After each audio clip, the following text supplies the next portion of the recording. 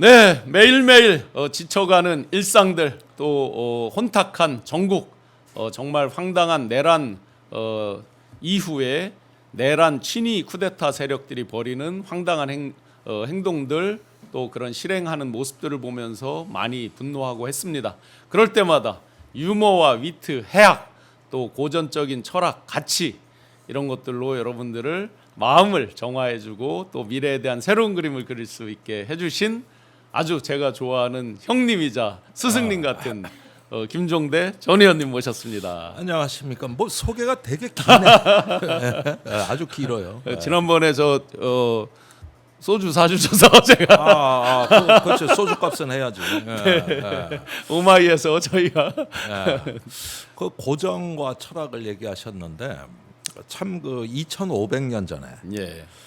그 공자가 이 세상을 주유하면서 무엇이 인간다운 삶인가 예. 이 질문을 던졌단 말이에요.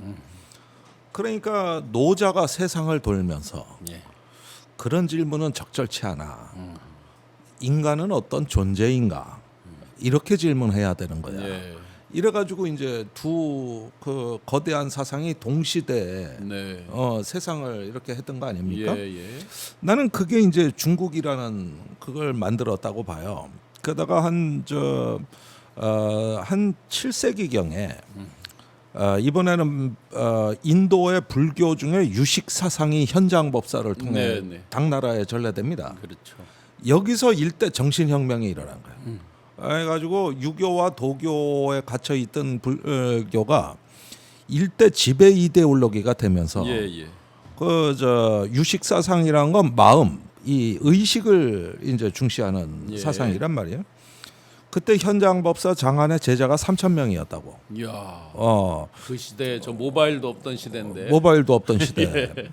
그래서 인도에서 가져온 그 불경과 불상들을 가지고 이제 강론을 시작을 했는데 이게 동아시아의 정신혁명을 완전히 바꿔놨는.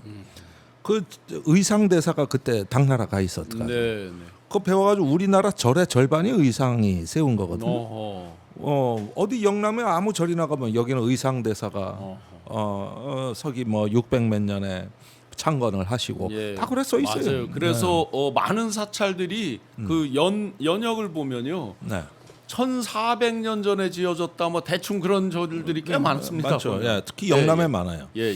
그리고 이게 일본에까지 영향을 줘서 일대 혁명을 일으킨 거거든요. 거기서 이제 그 통합의 정신, 제국의 스케일, 그러면서 국경과 민족을 넘어서는 인간에 대한 그 의식이 확장이 된 건데 오늘날 보면은 예.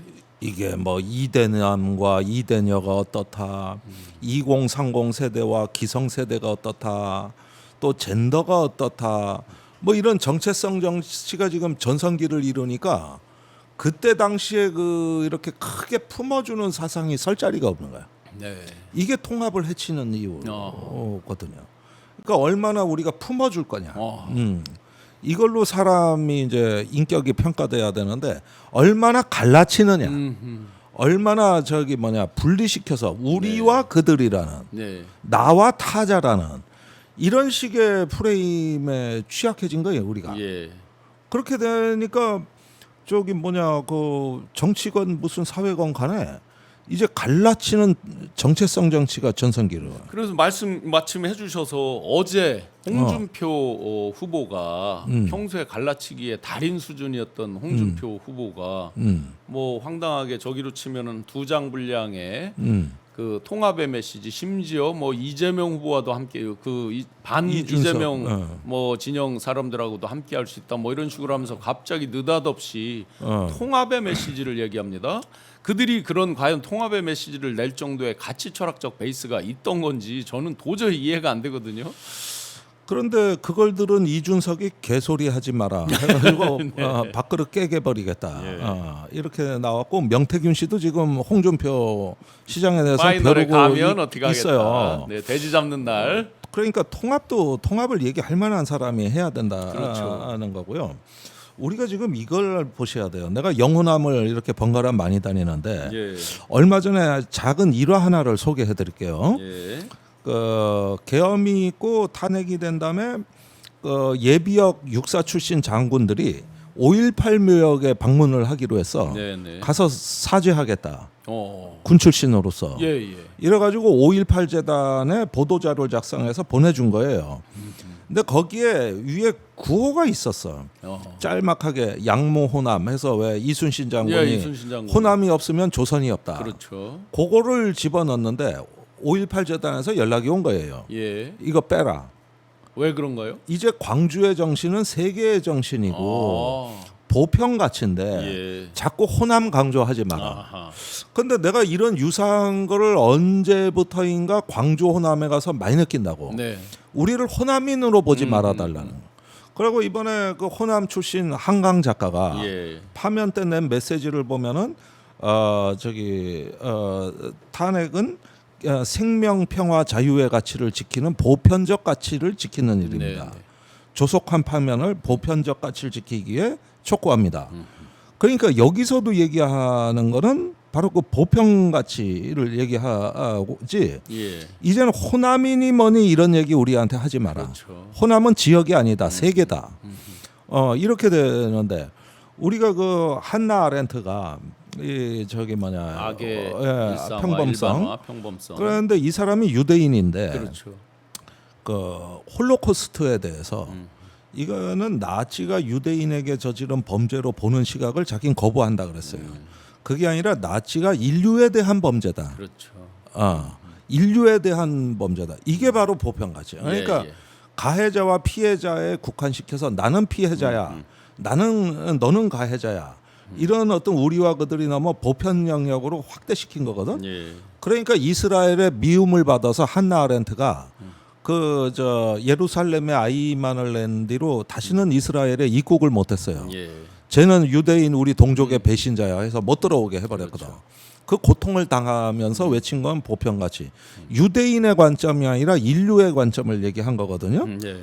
이런 거를 합리적 계몽주의라 그럽니다. 어떤 그 국경, 민족, 주권을 초월해서 우리가 함께 품어주자. 네. 그런데 그런 어떤 그 합리적 계몽주의 사조가 오늘날 사라진 거예요. 예. 이게 없어진 거라고. 그러면서 정체성이 정의가 돼버려요. 네. 그래서 우리와 그들입니다. 예. 우리와 그들. 이렇게 되니까 이제 이번 대선에서 그 호남은 이미 호남이 아니다. 아하. 반면에 영남 쪽에 내가 가면 이거 영남에서 들으시는 분들은 좀 속상하실 수도 있지만 네. 자꾸 지역적으로 굳어지는 경향이 있더라 이거야. 예. 그러니까 배신자 프레임. 그렇죠. 뭐야? 유승민이가 우리를 배신했어? 네. 딴짓했어? 이렇게 내치는 음. 이거는 오히려 우리가 영남이님을 잊지 마라. 네. 이래서 정반대 프레임이거든요. 그렇죠. 어떻게 보면 이제 모셨던 사람에 대한 배신이냐, 국민에 대한 배신이냐 이렇게 봐야 되는데. 그렇지, 넓혀야 되거든. 예, 넓혀야 되는데. 그런데 이번에 홍준표 시장 후보인데 지금 이런 어떤 얘기를 듣다 보면은 그 앞으로 이 경선 과정에서의 전략이 지금까지 호남의 기득권에 편승해서 네. 나름대로 한 자리에 해먹던 그 근성을 못 버리다 보니 예. 지난 윤석열 계엄 탄핵 때도 사실은 소신 없는 그렇죠. 추종을 하다가 왔다 갔다 하는 기회주의 속성을 보였던 겁니다. 그런데도 이런 정치인이 그 지역에서 먹혔던 거예요. 네. 그러면 이건 지역적이라는 얘기. 그러면 호남은 이렇게 확장돼 가는데 왜 영남은 작아지는가? 이게 주류 세력이 교체되는 건데 사실 이재명 대표가 오늘 갤럽 조사에서 다 50% 지지율을 넘기는 거. 3자 대결에서도 뭐 거의 50%에 육박하게 됐습니다. 그렇습니다. 근데 이건 무서운 일입니다. 예. 진보 민주 진영이 한 번도 달성 못한 50%거든요. 그렇죠. 단 한 번도 달성한 적이 없어요. 김대중 대통령 42.2%로 대통령 되셨고 노무현 대통령 48%로 되셨고 문재인 대통령 41%로 됐고 예. 저번에 선거에서 이재명 그때 후보가 47.8%로 낙선했습니다. 네, 네. 한 번도 50%는 도달 가능한 영역이 아니었어요. 네. 근데 이번에 넘긴다 이렇게 되면은 이거는 이제는 그 영남이 지역화돼서 어떤 그 국지적인 그리고 그들 내에서도 가치로- 추풍령을 못 넘을 수 있다라는 우려가 자기들 진영에서 나오는 얘기입니다. 그렇게 해서 갇혀서 작아지고 예. 그다음에 저기 호남은 이렇게 커진 거거든요. 예. 그러면 주류가 바뀐다는 얘기인데 이건 혁명입니다. 예. 대한민국의 4.19 혁명, 87년의 6월 혁명. 아하. 우리가 많은 혁명을 봤지만 그 혁명이 주류를 바꾼 혁명은 없었어요. 예, 예. 그냥 어떤 그 한 권력자를 또 다른 권력자로 교체했을 뿐이지. 네, 네. 주류가 바뀐 적은 없어. 네, 설령 네. 정권이 바뀌어도 사회 주류 세력은 그대로 다수를 점하고 있었다고. 네. 근데 이 여론조사는 주류가 바뀐다는 얘기입니다. 그렇죠. 제가 주목해서 보는 건 지금 금모래님께서 영남자민련이라고 써주셨고 악동님께서 종대교 교주 써주셨는데요. 네. 제가 주목해 보는 게 호남 인구가 한 550만으로 거의 정체됐거나 줄고 있단 줄고 말이죠. 있죠. 네. 영남이 한 1,300만 이상이 됩니다. 실제. 그 인구 차이로도 2배 반 이상 지금 차이가 벌어지고 있는데도 전체적인 거에서는 주류적인 모습이 이제 바뀌고 있다. 이런 바뀌는 거잖아요. 거죠. 네. 그러니까 이거는 하나의 어떤 그 제가 보기에 여러분들이 이제 수없이 많은 우리 민주 항쟁과 정권 교체의 역사를 봐서 우리가 꽤 많은 경험을 했다고 생각들을 하시지만 이렇게 세력과 주류가 교체되는 변화는 우리가 겪은 적이 없어요. 그러니까 이 사태가 무지한히 엄중할 뿐만 아니라 하나의 시대적 서사가 달라진다는 예. 뜻이 되는 거거든요. 그러니까 이제는 그 민주 진보 진영의 품격과 그 저기 포용력이나 이런 어떤 것들이 모든 게 다 달라진다는 뜻이에요. 예, 예. 이제 다수파 연합을 그 만들어서 주류 세력이 된다는. 네, 네. 그래서 이런 어떤 변화는 이번 대선이 뭐 가장 큰 나는 어떤 그 시대 전환이라고 보는데 네. 그런데 이제 국민의힘 경선에서 나오는 얘기나 이런 게 뭐 반명연합이다. 네. 지금 그거가 아니에요. 예. 이재명 후보한테 가는 중도층 표는 이재명을 절대적으로 지지해서 가는 표가 아니에요. 네.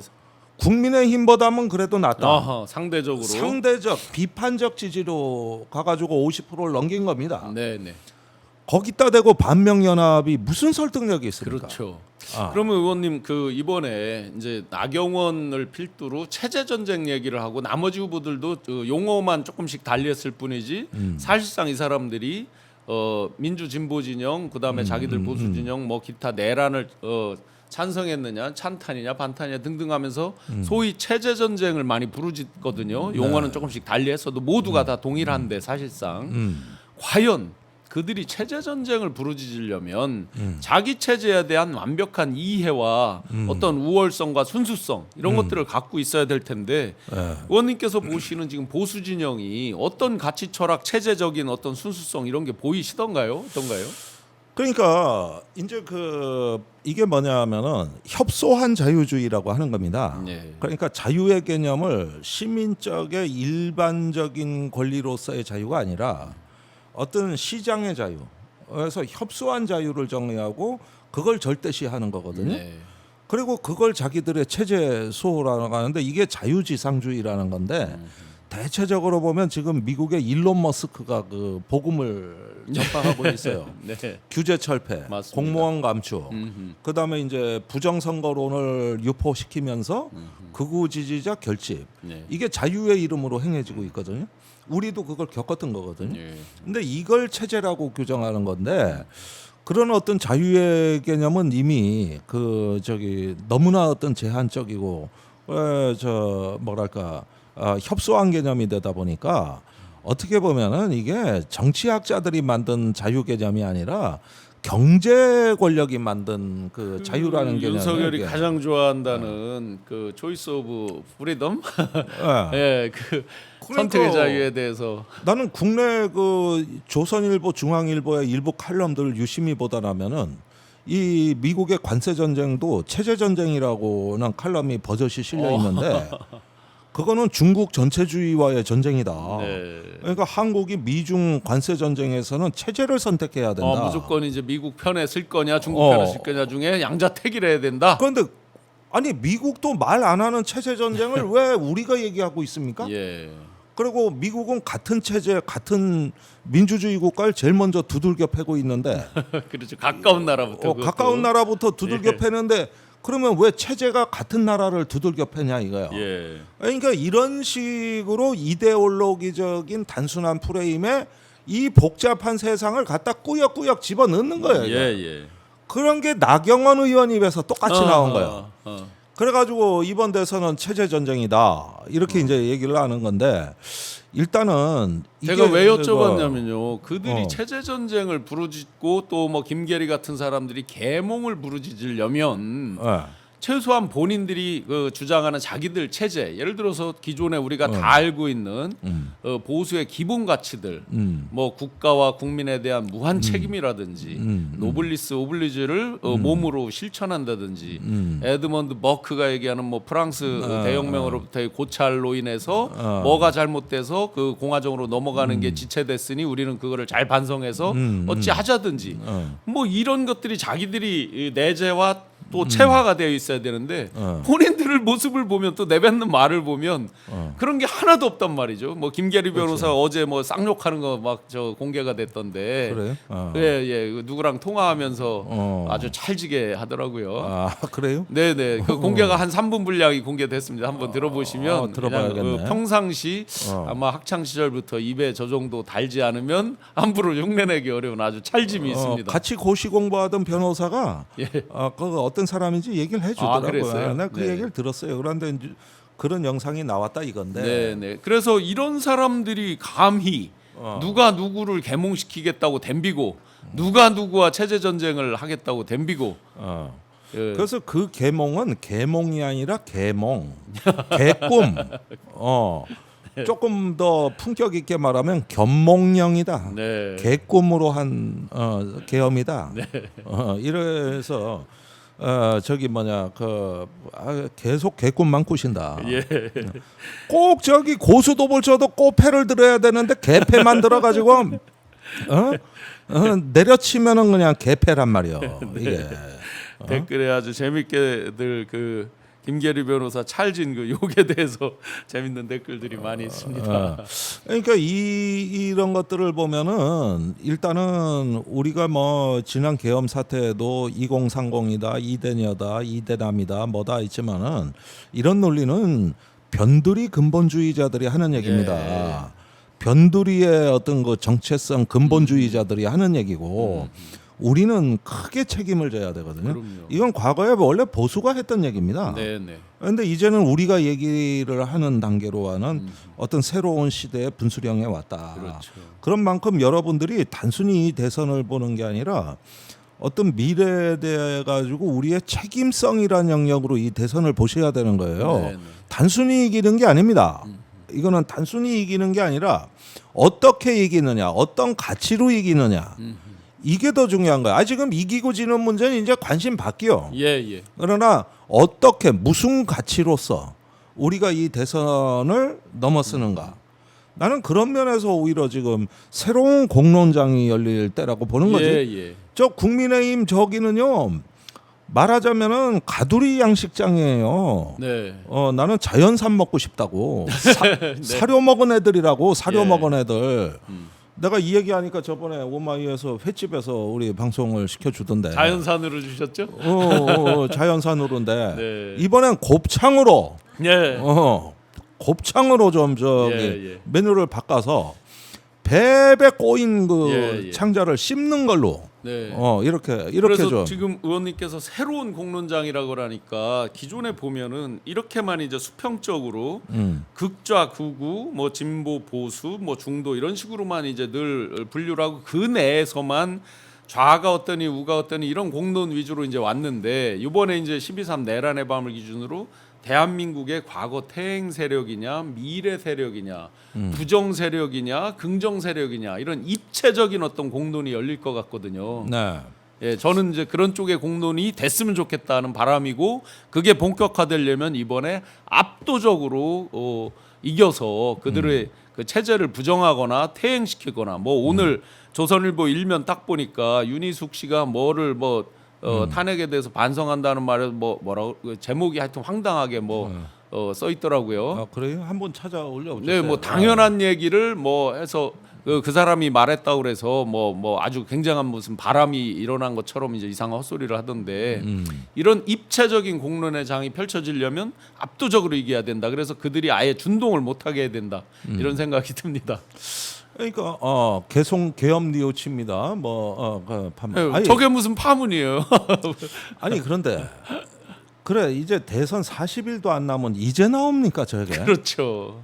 이제 나와가지고 하니까 뭐냐하면은 언제는 윤석열 지지율 오른다고 계엄 때는 또 그리로 가서 무슨 뭐 그냥 개떼같이 쫓아다니다가 네. 이제는 저 대선이 코앞에 있으니까 야 이거 안 되겠다 해가지고 네. 저런 얘기가 나오고 가식적인 저거 후회고 아니, 뭐 이런 거겠죠. 가장 결정적이고 어려울 때 한마디는 저 얘기가 천금 같은 얘기가 되지. 예. 그러나 이제 저 윤석열 파면되고 형사 재판 받고 내일 모레 대선이고 이러니까 이제 와서 뉘우친다 그러는데 무슨 진정성이 있습니까? 네. 개사과 하나 비슷한 얘기죠.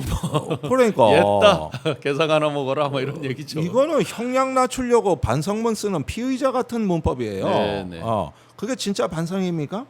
아니 지금 저분이 저게 이제 국민의힘 무슨 대선 무슨 찬조연설 비슷한 거에서 했던 모양이에요 보니까. 그러면 후보들은 찬탄 반탄으로 지금도 2대2로 싸우고 있는 셈이잖아요. 그렇죠. 그러면 후보와 당과 뭐 다 하나도 매칭이 안 되는 거 아닙니까 저게. 그렇죠. 입장이.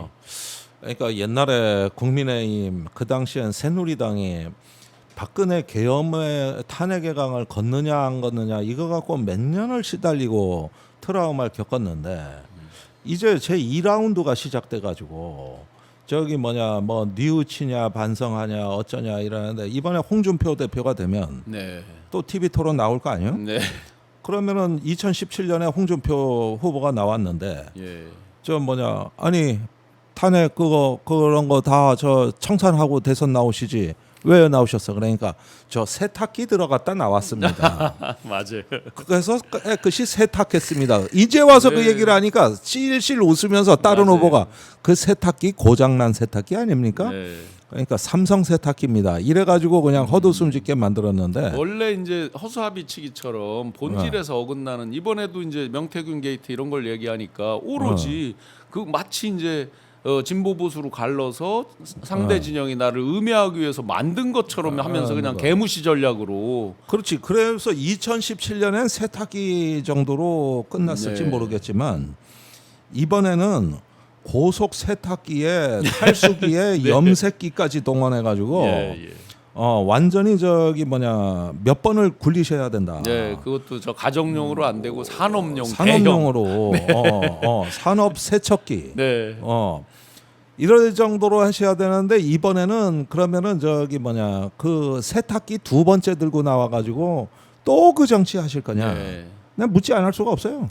그리고 이제 탄핵의 강만 건드는 것도 정말 자기들 입장에서 벅찬 일일 텐데 그 전에 또 건너야 될 강이 하나 있더라고요. 안철수 씨는 단일화의 강을 얘기를 해요. 단일화의 강이 나오죠. 넘지 말라고. 자, 그러면 이제 한덕수 어제 그 국회 시정연설이 있었죠. 그게 아마 대행이 그렇게 시정연설하는 건 우리가 요즘 아마 젊은 분들 그분 모를 것 같은데 최기화 그분이 79년이죠. 그분이 대행할 때 외에 46년 만인가라고 해요. 그렇죠. 예, 어떻게 보셨습니까? 아니 난 어제 그 시정연설에서 내가 참 뼈 아팠던 대목이 뭐냐면 첫머리가 이번 분기에 0.1% 역성장했다. 그렇죠. 그랬는데. 거의 주요국 중에 유일하게 역성장한 겁니다. 어떻게 그 말로 그냥 넘어갑니까? 역성장을 할 때 계엄으로 인한 경제 역성장 효과를 0.2%로 봅니다. 최근 나온 그 보도를 보면 예. 거기서 내수가 작살난 거 아닙니까? 예. 거기에다가 정부가 마중물을 안 냈습니다. 그러면은 이렇게 경기가 후퇴하는 동안에 정부는 오히려 거꾸로 된 일을 했다는 뜻입니다. 예. 그리고 계엄 이후 3개월이 가장 심했던 겁니다. 그러면은 역성장을 했다고 그러는 게 거기에 대한 국정의 최고 책임자로서의 어떤 통렬한 진단과 예. 사과와 반성이 같이 나와야 이게 문맥이 그렇죠. 이어지지. 남의 다리 긁듯이 그냥 슥 지나가는. 예. 거기에 그 역성장한 게 그냥 대외 경제 여건이 나빠져서 요거 한 마디인데. 아니 대외 경제 여건이 나쁘면 한국만 나빴어요? 대외 경제 여건이? 그러니까 아니 어떻게 이렇게 무책임하냐. 이번 분기의 역성장 수치의 제일 큰 원인은 정부예요. 아, 정부입니다. 우선 비상계엄도 비상계엄이지만은 그 동안에 그 재정 운용이 있어가지고 어떤 그 저기 국민들 특히 서민들 삶을 보호할 수 있는 장치를 하나둘씩 무너뜨려 오다다니 네. 우리가 팬데믹 때부터 이렇게 그 지원이 약하니까 그때 팬데믹은 잘 극복했다 그러지만 이후에 회복량이 좀 늦었고 네. 또 그러는데 정부가 역할한 게 없어요. 네. 그러면서 저기 건전재정이란 이름하에서 잘랐다고. 그렇죠.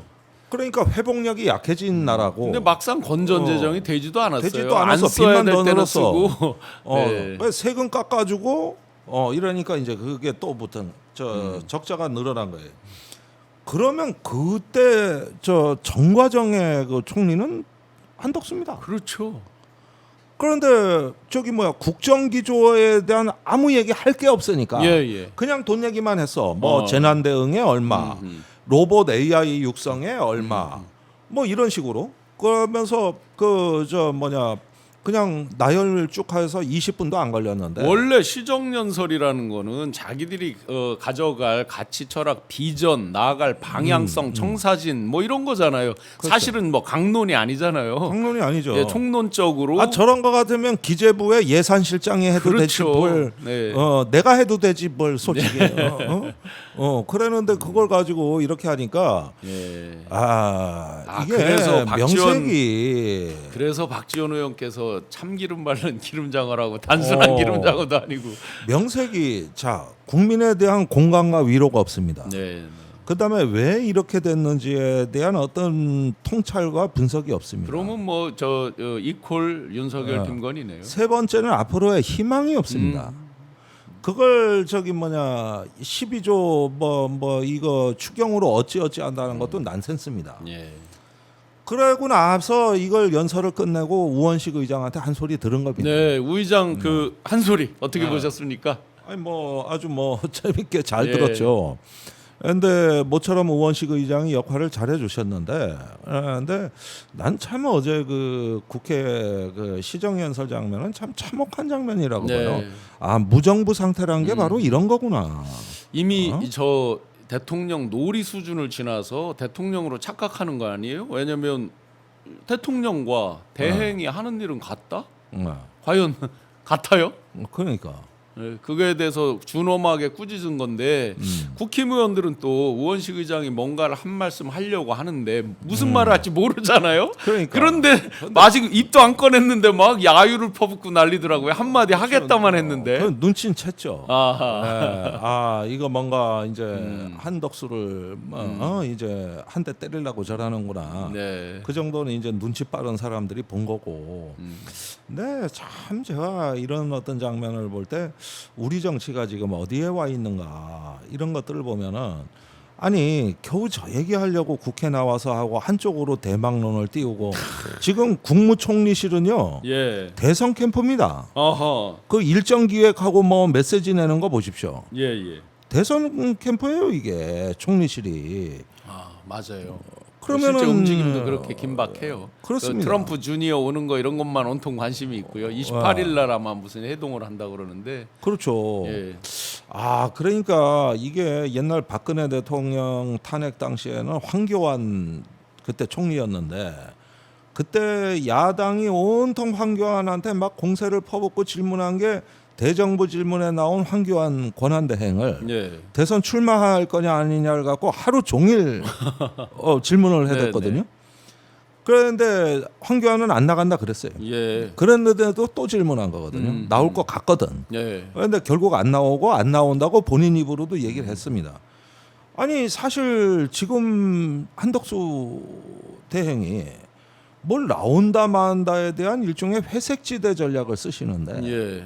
그리고 아니 심판이 대정부 굳이 질문은 그럴 안 이유가 나오고. 있어요? 본인이 진짜 심판이라면 나는 심판이다. 공정하게 관리하고 잘 넘겨주는 그 과도기에서 역할을 다 하겠다. 뭐 이렇게 하면 안 나오겠다 하면 되는 거 아닌가요?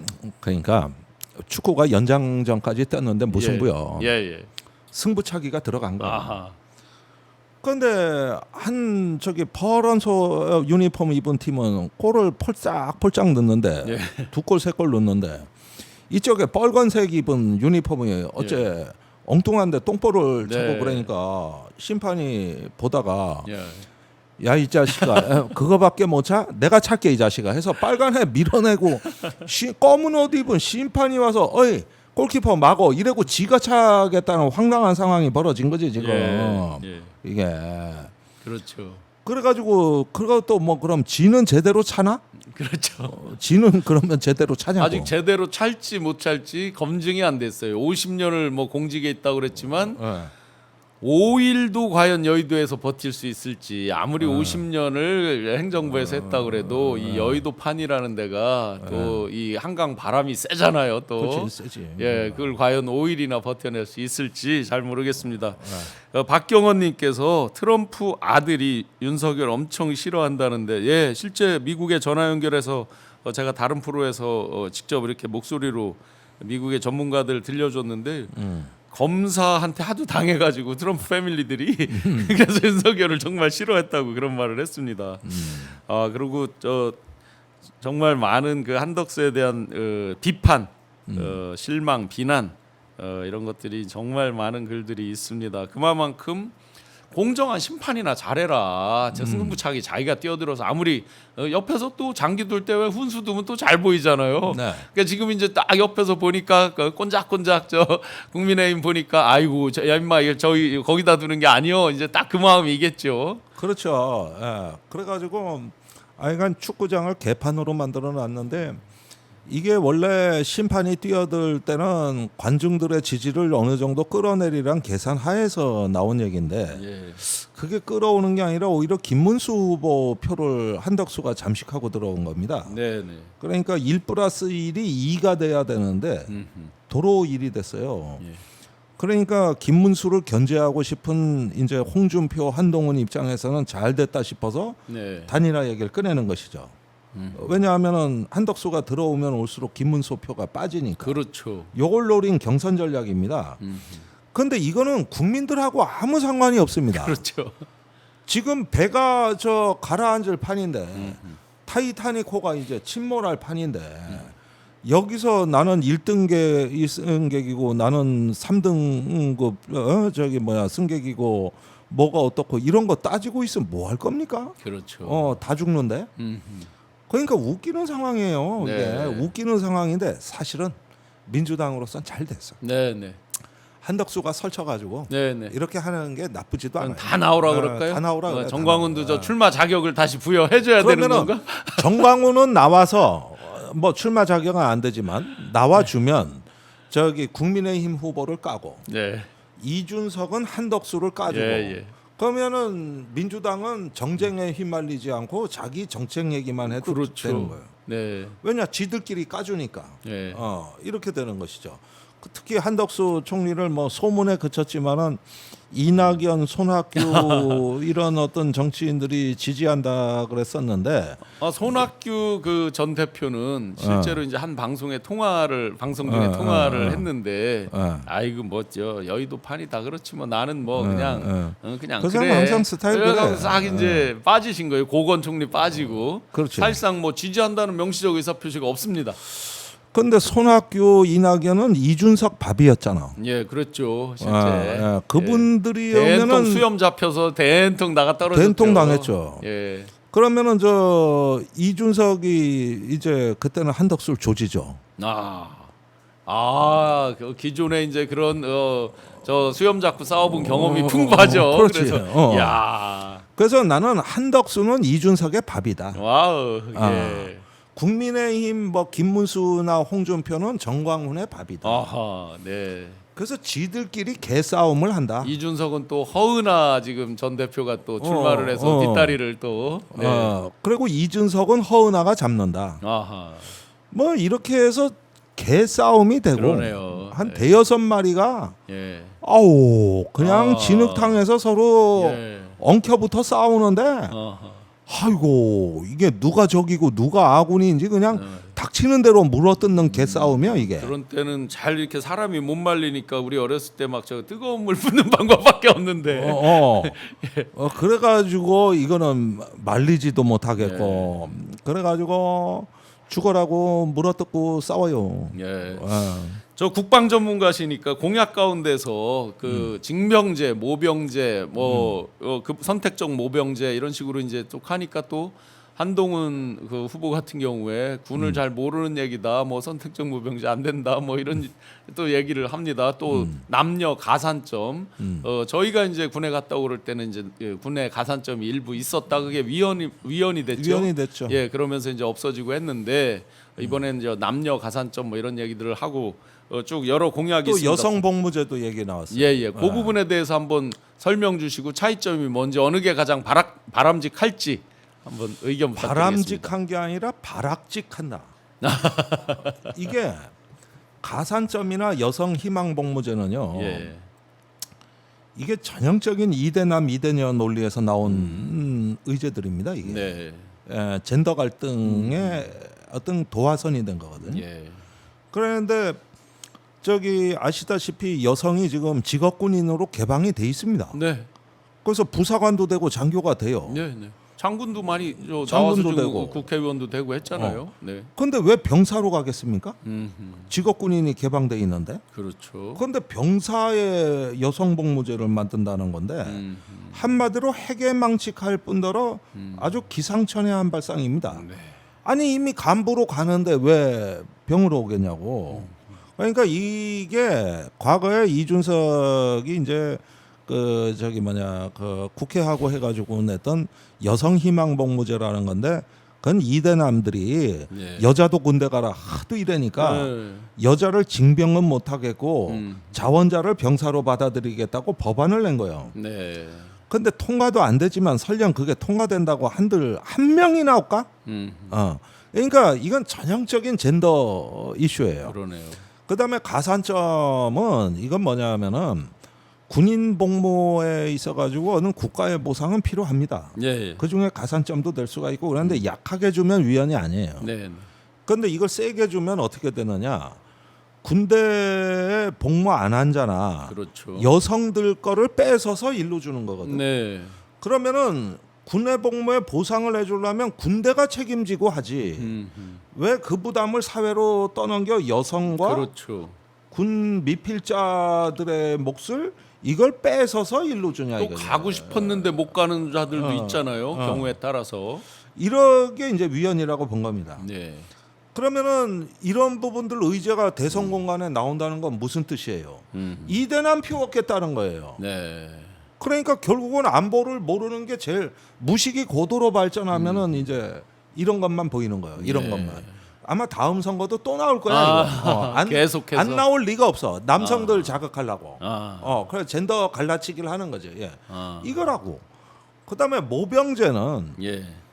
지금 저기 2030년이면 현재 군대 규모로는 망합니다. 그렇죠. 인구 절벽이 이제 감당이 안 돼요. 그럼요.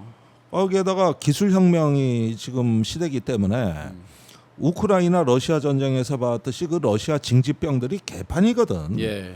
근데 직업군인을 투입해야 전쟁이 된다고. 예. 직업군인하고 의무복무자는 우선 차원이 달라요. 그렇죠. 특히 현대전에서. 그러다 보니까 이제 그 독재자 푸틴도 징집병이 아니라 직업군인 위주로 전쟁을 한다는 건데. 네, 그 또 용병을 쓰기도 한 거죠. 돈 용병을 주고. 바그너 용병. 네, 그야말로 직업적으로 이제 싸우는 사람들. 그런데 하물며 대한민국에서 이제 군대 갈 청년이 없는데 언제까지 대군주의, 대병주의 이걸 유지할 거냐? 몇만 대군 그걸 자랑 삼은 시절이 쭉 있었죠. 네, 벌써 이제 50만 이하로 줄었고 예. 이제 이게 30만으로 줄어들어요. 네. 그러면 30만 정도로 줄고 병사 월급이 200만 원이 넘고 이 정도 되면은 이제는 직업화 된다는 얘기예요. 이미 그리로 가기 위한 중간 다리를 거친 거거든요. 네. 그래서 소수 정예로 앞으로 군대 가야 돼. 이렇게 놓으니까 지금 검토를 안 하면 2030년 가서 군대 망한 뒤에 검토할 겁니까? 네. 이제 시간이 5년밖에 없어요. 그러면은 이거 지금 공론화가 돼야 되고 그래서 그 군인의 어떤 그 저기 전문 병사를 4년 이상 복무를 하되 파격적인 대우를 해줘야 됩니다. 네. 이건 돈이 좀 들어요. 그러니까 대만이 모병제로 전환하면서 병력 20만을 유지하는데 그때 그 모병이 잘 안 돼서 대졸자 초임 임금의 2배를 줬습니다. 예. 그렇게 해서 모병제를 성공했거든요. 예. 그러니까 이거는 이제 돈 문제만 잘 검토하면은 우리도 그 길로 갈 수밖에 없는 거거든요. 네. 근데 한꺼번에 가는 게 무리니까 직모 혼합제로 가다가 2030년 이후에는 완전 모병제로 가는 거거든요. 이런 정책들이 얼마나 졸속으로 황당하게 됐었냐면 제가 이제 정책 총괄을 할 때 갑자기 이제 새벽 5시 반쯤에 병사 월급 200만 원을 올려라. 이대남 전략이죠. 예, 공개를 해라. 근데 그 바로 직전에 김용현 지금 이제 그 내란 우두머리의 이제 공범이죠. 그다음에 김용우 육군 참모총장 지냈던 그다음에 해병대 사령관 등등하고 여러 회의를 한 적이 있거든요. 근데 그런 얘기가 단 한 번도 나온 적이 없는 거예요. 근데 갑자기 이제 그러니까. 식전 대바람에 이제 올려라 이렇게 됐어요. 그럼 정책을 하는 저로서는 이제 난리가 난 거예요. 그렇지. 언제부터 한다는 건지 예산은 얼마가 들어가는지 그다음에 평균인지 예를 들어서 이등병은 뭐 160, 뭐 예를 들어 일병은 180 뭐 이렇게 해서 차등이 되면서 그게 평균적으로 200이 될 수 있잖아요. 그렇죠. 그다음에 그 당시에 9989 공무원의 수당 빼고 기본급이 다 그 밑에였어요. 그러면 이제 9989 그다음에 부사관들 있잖아요. 하사, 중사, 그치, 상사는 거기 또 또 어쨌다는 거죠. 따져봐야지. 이걸 다 따지고 그에 따른 또 후과들이 있잖아요. 그 부수적으로 따라오는 후과들까지를 검토를 하고 발표를 하는 게 통상적인 것인데 갑자기 하루아침에 온 거예요. 그래서 제가 난리 났죠. 전략회의를 아침에 새벽에 들어가면서 지금 복지부 장관은 조기용 장관한테 그 예산 전문이었거든요. 이거 예산 좀 따져봐 달라고 부탁을 하고 이제 회의를 들어간 거예요. 그런데 그 사이에 비서를 시켜서 윤석열이 발표를 한 거예요, 그냥. 그러니까. 그래서 회의를 하고 있는데 갑자기 전화가 물밀듯이 오는데 저도 모르는 내용이잖아요. 저희가 검토해서 발표한 게 아니니까 체계적으로 전문가들이 검토를 해서 한 게 아니기 때문에 기자들이 그 당시 출입 기자가 120명이 넘었는데 단 하나도 답을 할 수가 없는 거예요. 하루 종일 정말 창피를 많이 당한 거죠. 그렇지. 근데 아는 사람이 또 없는 거예요. 그래서 제가 후일담을 들어봤죠. 바로 그 전날 밤에 그 유명한 실세 모 의원이 청년들 그 이대남 팸코류의 청년들과 저녁하고 거기에서 이런 공약하면 뭐 예를 들어 군대를 보내는 부모님도 좋아할 것이고 뭐 청년들도 당연히 뭐 좋아합니다. 좋아하겠지. 뭐 이렇게 해가지고 갑자기 느닷없이 된 거예요. 그랬는데 이제 이 전화 도저히 응대 못하고 와서 이제 이 돈이 얼마 들어갑니까 하니까 5조 그 당시가 2조 1,000억 정도였어요 병사 월급이. 근데 한 5조 2천억 정도가 이제 더 늘어야 되는 상황이에요. 그런데 그러니까. 당시 국방 예산이 한 35조 상간이었거든요. 5조를 어디서 빼내요? 그렇지. 그걸 예를 들어서 국회에서 저 상대 당에서 해줄 리도 없는 거고 5조란 예산을 그러면 결국은 첨단 무기를 구매를 덜하든지 뭐 발주를 덜하든지 뭐 이런 걸로 결국은 항목을 조정하는 방법밖에 없는 거 아니겠어요? 그건 불가능해요. 예, 불가능하죠, 당연히. 그런데 더 웃긴 거는 아까 이제 9989급 하사중사 이것도 문제지만 그게 발표되고 나서요. 월남전 참전 뭐 전후에 명예수당이라고 있잖아요. 그게 제 기억에 그 당시 40만 원인가 됐어요.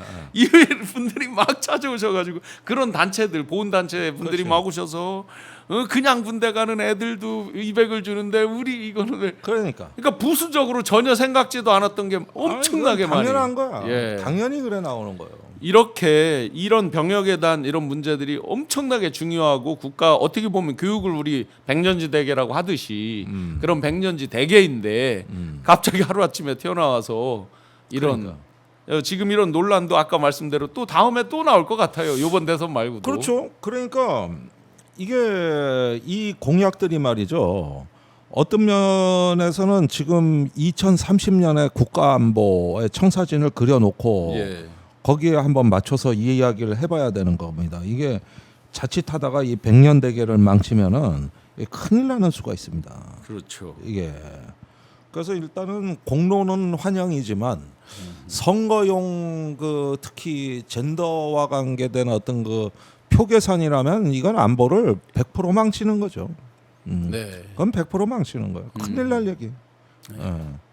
정말 이런 국방 정책 포함해서 이번에 많은 이제 새로운 신규 공약들이 나올 텐데 짧게 단순히 그냥 물론 이제 이재명 후보 측 입장에서는 굉장히 많이 준비된 공약들이 나오는데 상대들 이제 후보도 지금 이렇게 혼전이고 난전이고 이런 상황에서 졸속 그런 걸로 국민들을 호도하면서 또 뒷발목 잡고 미래 세대에게 어떤 부담을 전가하는 미래 세대에게 미리 빚을 지는 그런 일이 없기를 꼭 바라봅니다.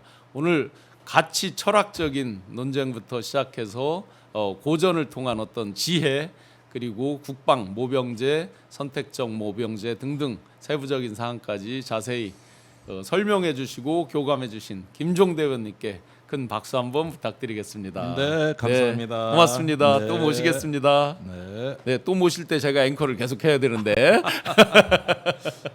하십시오.